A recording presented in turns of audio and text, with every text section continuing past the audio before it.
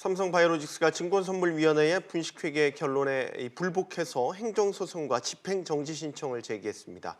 분식회계 결정이 나온 지 2주 만에 반격에 나선 건데요.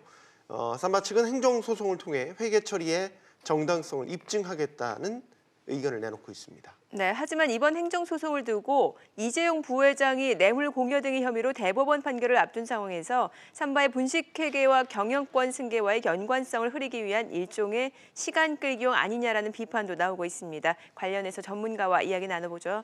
중앙대 경영학부의 위정현 교수, 법무법인 이경의 최진영 변호사입니다. 두 분 어서 오세요. 안녕하십니까. 안녕하십니까. 네, 이 교수님께 먼저 여쭤볼까요? 지금 새 국면으로 접어든 것 같습니다. 행정소송을 제기하면서 본격적인 반격에 나섰다. 뭐 이렇게 보고 계십니까? 예. 그래서 증권선물위원회가 이제 지난 14일에 자회사인 어떤 바이오에픽스를 이제 종속회사에서 관계회사로 회계 처리 기준을 변경하는 과정에서 분식회계가 있었다라고 이제 판단을 했었고 거기에 대해서 이제 분식 규모를 되게 4조 5천억 정도로 규정을 했습니다. 그래서 여기에 대한 여러 가지의 어떤 그 시정 조치 또는 어떤 뭐 징벌, 페널티 이런 게 이제 부과가 되었습니다만 처분을 했습니다만 여기에 대해서 이제 삼성바이오로직스가 즉각 이제 행정소송에 들어갔기 때문에 이 부분을 수용하지 않겠다라는 의사를 지금 명확한 걸로 보여집니다. 네. 그럼 앞서 14일에 증선위가 내린 행정처분 내용을 다시 한번 좀 짚어볼까요? 행정처분은 재무제표 제작성 시정 요구를 했고요. 네. 그리고 감사인 지정 3년. 그리고 대표이사하고 담당 임원 해임 권고 굉장히 센 겁니다. 그렇죠. 그다음에 과징금 80억 원 네. 이런 어떤 페널티가 부과됐습니다. 네. 자, 삼바가 현 시점에서 행정소송을 제기했다는 것, 특히 이번 행정소송은 최종 결정이 나올 때까지 길게는 뭐 3, 4년가량까지도 걸릴 것이다라고 하는 전망도 나오던데요. 변호사님. 그렇다면 이제 이 논쟁의 무대가 법정으로 옮겨졌다 이렇게 볼 수 그렇습니다. 있겠군요. 아마 그 미뤄 짐작컨대 이런 사건은 서울중앙지방법원 가압류 가처분을 얘기하는 민사 그 50부 수석부에서 할 가능성이 굉장히 높은데요. 말씀드렸듯이 최종 결론은 뭐 2, 3년이 걸릴 수도 있는데 반면에 가처분 사건은 신속하게 해야 되는 부분이어서 네. 빠르다고 하면은 한두 주 내에 결정이 날 가능성도 높지 않을까 싶은데요. 말씀드렸듯이 가처분이란 것은 일단 좀 전에 그 교수님께서 말씀하셨던 한 너댓 가지 되는 그 행정 처분에 대해서 그것을 취소를 구하는 본안 소송에 대해서 그 결정이 최종 맞는지 여부를 떠나서 그 효력을 일단 그 정지시켜 달라라는 그런 취지입니다. 그래서 아마 그 삼성에서 어제 그 소장을 가처분 신청서를 냈다고 하면은 빠르면은 한 2주 정도 안에는 재판 기일이 열리고 네. 정말 빠르다고 하면은 한 3주 빨라도 늦어도 한 달 내에는 판결이 날 가능성이 높은데요. 그렇게 된다고 하면은 말씀드린 것처럼 기본적으로 지금 그 회계에 대해서 시정 공고하는 것도 그 판결이 최종적으로 선고될 때까지 네. 안 바꿔도 되는 것이고 아까 말씀드린 뭐 80억에 대한 그 과징금 같은 경우도 당연히 지금 안 내도 되는 그런 상황인 것 같은데 이 부분에 대해서 이거 뭐 일정 부분 특히 이제 이 부분에 대해서 문제의식을 가지고 있는 분 같은 경우에는 지금 이재용 부회장과 관련되는 소송을 최대한 늦추려고 하는 시간 끌기 전략이 아니냐라고 얘기를 하고 있습니다만 반면에 삼성과 특히 삼성바이오 측 같은 경우에는 아니 지난 정권 같은 경우에는 똑같은 행정기관에서 정당하다고 판단을 내린 것을 정권이 바뀌었다는 이유로 해서 다른 사정 변경 없이 이렇게 한다는 것이 과연 정당하냐 이런 그 문제가 있어서 말씀드렸듯이 거의 비슷한 사안을 가지고 굉장히 다르게 판단한 것에 대해서 최종적으로 법원의 판단이 어떻게 될지에 대해서는 네. 사실 누구도 장담하기 어려운 그런 상황이 아닌가 생각합니다. 네. 자, 지금 금융당국을 상대로 행정소송을 제기했다라는 것. 아무래도 분식회계 혐의가 확정이 되면은 이재용 부회장의 그룹 내에서의 지배 구조가 좀 흔들릴 수 있다라는 위기감에서 나왔다는 행동 그런 시각도 있거든요. 네, 그렇습니다. 그래서 왜냐하면 삼성 바이오로직스의 어떤 평가 이슈가 결국에는 이전에 이제 제일모직과 이제 삼성물산의 합병을 통해서 결국에는 경영 승계를 위한 어떤 그 작업의 일환으로서 네. 해석이 되고 있기 때문에 그러니까 결국에는 이제 제일모직과 삼성물산에 있어서 이재용 부회장의 결국 지배력을 높이기 위한 지분구조 확보 이 차원에서 결국에는 결국에는 이제 이 제일모직의 결국에는 이제 자회사 형태로 있었던 게 삼성 바이오로직스였기 때문에 이게 결국엔 바이오로직스의 평가 가치가 올라가면 자동적으로 제일모직의 가치가 올라가는 이런 어떤 구조로 돼 있었다는 그 속에서 그런 해석이 이제 나오고 있습니다. 그리고 네. 뿐만 아니라 이제 결국은 승계 과정 자체는 지금 이제 이재용 어떤 부회장의 재판 과정하고도 맞물려 있기 때문에 이게 이제 바이오로직스를 어떤 이번 분식회계 사건을 하나만 단독으로 잘라가지고 보기는 굉장히 어려운 그런 사건이 돼버린 거죠. 네. 그렇군요. 자, 행정소송의 쟁점을 저희가 한번 이제 따져봐야 될 것 같습니다, 변호사님. 뭐 여러 가지가 있겠지만 일단은 고의성 여부에 대한 판단도 중요할 것 같고요. 네. 또 감리 기간을 2012년까지로 확대하면서 나왔던 게 이 바이오젠이 보유하고 있다는 동의권에 대한 부분도 사실 다퉈봐야 할 논쟁거리인 것 같습니다. 그렇습니다. 사실 이번에 그 금융감독기관에서 이와 같은 결정을 했던 배경 같은 경우에는 말씀드렸듯이 고의적인 분식회계 했을 가능성이 굉장히 높다라고 판단을 했던 것인데요. 네. 그 이유는 말씀드렸듯이 2012년부터 이 삼성바이오와 그 밑에 있는 회사가 지금 삼성 에피스 바이오 에피스 아니겠습니까? 네. 그리고 이 삼성바이오가 85% 정도의 지분을 가진 반면에 또 미국에 있는 바이오젠이라는 회사는 15%의 어떤 지분을 가지고 있습니다. 네. 그런데 문제는 지분으로 봤을 때는 훨씬 더 이제 삼성바이오가 거의 뭐 그 책임 경영 압도적인 그 최대주주로서. 주식을 가지고 있지만 네. 말씀드렸듯이 이게 신제품 추가라든가 판권 매각에 있어서 바이오젠의 동의를 얻도록 돼 있다는 것이죠. 네네. 결국 형식적으로 봤을 때 지배 구조상으로는 삼성바이오가 있기 때문에 단독 회사, 단독 지배로서의 종속 회사라고 봐야 될 것 같지만 실제 운영함에 있어 가지고는 바이오젠의 동의권이 없으면은 제대로 운영하지 못하는 그런 부분이 있기 때문에 그 실질을 봤을 때는 이것이 처음부터 관계회사, 한마디로 공동회사로 봐야 되는 것이 아닌가. 그것을 희석하기 위해서 사실상 이것을 숨겼다가 2015년경에 가서 그것을 바꾸는 과정에서 사실 처음부터 그와 같은 그 동의권이 있었음에도 불구하고 그것을 분식했다, 화장했다 이런 논란인데 결국 말씀드렸듯이 지배권이라는 측면에서 85대 15 이 논리로서 삼성 그 바이오로직스 같은 경우에는 정당하다. 종속회사였던 것은 정당하다라고 했던 반면에 지금 바이오젠의 동의권이란 실질적인 측면에서 봤을 때는 지금 이 금감원에서 보고 있는 이 증권선물위원회에서 봤듯이 형식적인 지분이 아닌 실질적인 회사 운영권의 지배권으로 봤을 때는 그때부터 공동 지배로 보는 것이 맞다라는 실질설과 형식설이 부딪히는 가운데서 이와 같은 문제가 벌어졌다라고 보면은 될 것 같습니다. 네. 그럼 삼성 바이오로직스 측에서는 어떤 부분을 내세우게 될까요? 결국엔 삼성바이오로직스가 가장 핵심적으로 지금 제기할 게 몇 가지가 있는데요. 그 중에 하나가 결국엔 기존의 어떤 그 증권선물위원회의 판단이 기존 판단이 다르다. 즉 과거의 판단을 뒤엎었던 가는 부분들이 굉장히 어떤 중요한 어떤 이슈가 좀 될 것 같고요. 또 하나의 이슈에 있어서는 지금 현재 증권선물위원회가 결국에는 내세우고 있는 근거가 삼성 그 내부에 바이오로직스 내부의 어떤 문건입니다. 그래서 이런 것들이 이번에는 그 어떤 증거가 인정이 되었기 때문에 결국 이런 어떤 징계 절차까지 어떤 페널티까지 지금 가게 되었었는데요. 그런 것들이 여러 가지 대안을 검토하는 과정 속에서 의견을 제시한 것이 그 자체가 결국에는 분식회계를 은폐하기 위해서 또는 분식회계를 조직적으로 시도했던 건 아니다라는 즉 제출된 그 문건 자체, 즉 증거로 인정이 된 문건 자체의 효력에 대한 부분을 이제 희석하는 이런 전략으로 좀 나올 걸로 보입니다. 네.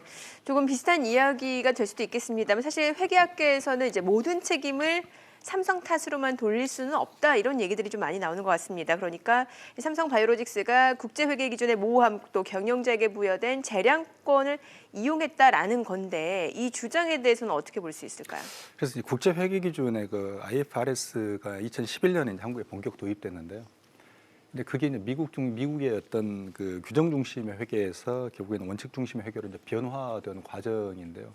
결국에는 이 그 IFRS의 어떤 회계 기준을 보면 어떤 전제가 깔려 있냐면 선의로 기업을 경영해야 된다는 전제가 좀 깔려 있습니다. 네. 그래서 여기에서 분명히 어떤 기업과 금융당국 또는 기업의 어떤 자의성, 자율성을 보장을 하고 있습니다만 그런 것들이 만약에 그러니까 악의적으로 이게 악용됐을 경우에 어떻게 할 것인가에 대한 고민은 분명히 담겨 있습니다. 그런 점에서 이번 같은 경우도 삼성 측에서 주장을 하듯이 삼성이 여러 가지 해석의 변화 또는 뭐 종속해서 관계에서 이런 어떤 변화에 대해서 우리는 근거가 있었다라고 이제 말할 그런 어떤 이유도 있습니다만 본질적으로 결국에는 2015년에 이재용 부회장의 어떤 승계를 둘러싸고 이런 어떤 회계 기준의 변경 또는 회사 관계에서 종속회사 변경 그걸 통해서 엄청난 자산 재평가를 통해서 어떤 적자에서 흑자에서 갑자기 바뀌어버렸던 이런 상황들 자체가 결국은 과연 이게 IFRS의 가장 기본적인 정신을 근거로 좀 하고 있었던가 충실히 그걸 반영한 것은 좀 의문의 여지가 있습니다. 재량권을 인정하지만 예. 기업의 재량권을 인정하지만 그 출발점은 선의에서 선의입니다. 그러니까 그 도덕성을 강조하는 거죠. 예, 그럼 그래서 두 가지 다 이 삼바 사태는 걸려 있다고 볼 수 걸려 있습니다. 있겠네요. 예. 종속회사로 적용하든 관계회사로 적용하든 그거는 삼바의 판단에 따라서 재량이 맡길 수 있는 것이지만 그게 예를 들면 내부 문건을 예를 들어서 이재용 부회장의 경영 승계와 연관이 돼 있다면 그거는 분명히 선의는 아니지 않습니까? 예, 그렇습니다. 그래서 이번 사태 같은 경우는 삼바 어떤 하나의 어떤 분식회계 이슈만이 아니고 삼성그룹의 어떤 지배 구조하고 경영권 그리고 제일모직과 삼성물산의 합병 과정 전체에 대한 굉장히 얽혀있는 실타리 속에서 즉 구조 속에서 좀 바라보아야 되는 그런 어떤 이슈입니다. 네.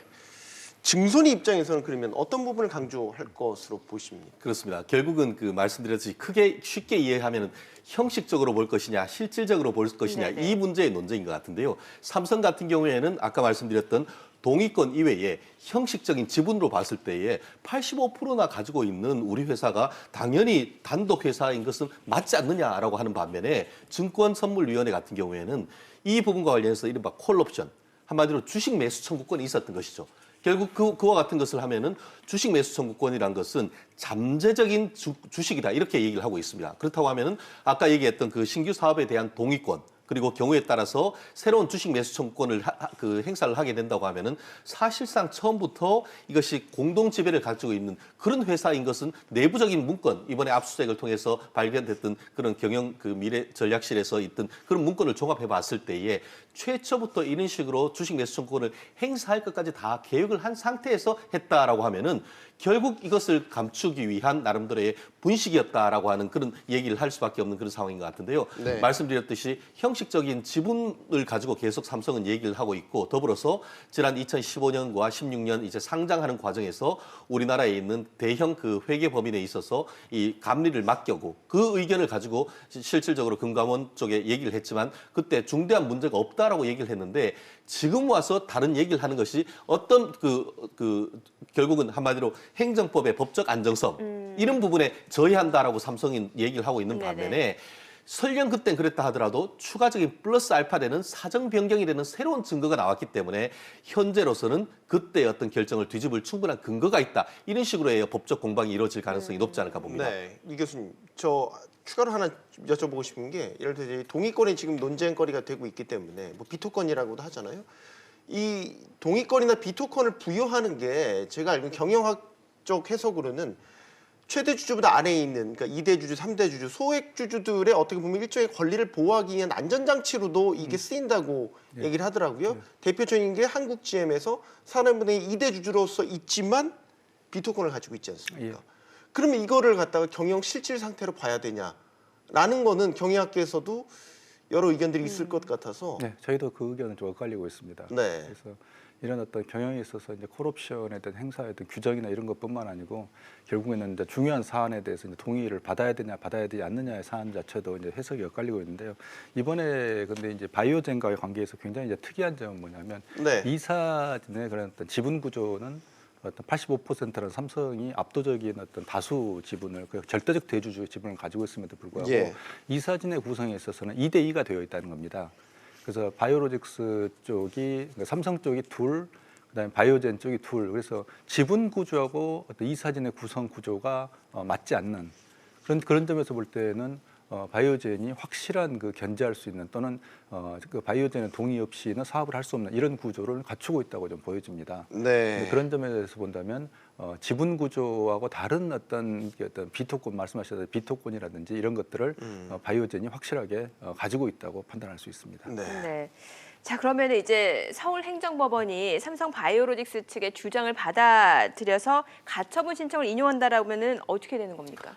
그렇습니다. 그렇게 된다고 하면은 기본적으로 아까 얘기했던 한 4가지 처분, 그 회계 관련되는 시정 공고, 또 그리고 80억에 대한 과징금, 그리고 대표이사에 대한 교체 처분 이런 부분이 기본적으로 스톱돼서 현상 유지를 해서 최종적으로 본안 소송의 판결이 있을 때까지는 유지할 수가 있게 되는 것입니다. 그런데 현실적으로 우리가 봤을 때는 서울행정법원에서 가처분 같은 경우에는 입증의 정도가 본안 소송보다는 낮습니다. 네네. 본안 소송에는 우리가 입증을 해다라고 하지만 가처분 사건에서는 소명만 하면 되는 것입니다. 네. 기본적으로 말씀드렸듯이 이미 지난 정권 2015년 전으로 해서 그 처분 자체에 문제가 없었다라고 했던 것을 굉장히 주장한다고 하면은 결국 적어도 일반적인 저희가 그 실무적 감각에 네네. 있어가지고는 나중에 본안 소송에서의 승패는 변론으로 하고 가처분 사건에 있어가지고는 지금 기본적으로 삼성바이오 측에 손을 들어줄 가능성이 상당히 높습니다.